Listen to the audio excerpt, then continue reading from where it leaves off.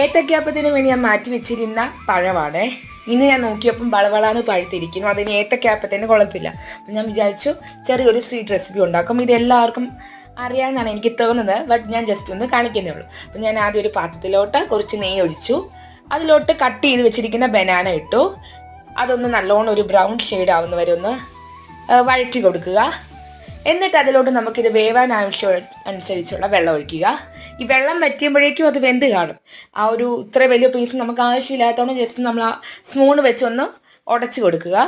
അത് കഴിഞ്ഞ് അതിലോട്ട് നമുക്ക് ശർക്കരപ്പൊടി ഇടാം. നമുക്ക് മധുരം അനുസരിച്ച് ഉള്ള. അപ്പം ഞാൻ പതഞ്ജലിയുടെ ശർക്കരപ്പൊടിയാണ് ഇട്ടത്. അപ്പം ഞാൻ ഒരു പഴത്തിൻ്റെ അനുസരിച്ചുള്ള ശർക്കരപ്പൊടി ഇട്ടു. 2 ആണെങ്കിൽ ഇതിനെക്കുറിച്ച് ഡബിളായിട്ട് എടുക്കുക. പിന്നെ ലാസ്റ്റ് ഞാൻ കുറച്ച് നെയ്യും കൂടി ഒഴിച്ചേ. അപ്പോൾ ഇതെല്ലാവർക്കും അറിയാം. ഞാൻ ജസ്റ്റ് കാണിക്കുന്നതാണ്, ഒന്നുകൂടി പറയുവാണ്. അപ്പോൾ ജസ്റ്റ് ട്രൈ ചെയ്ത് നോക്കുക അറിയാത്തവർ.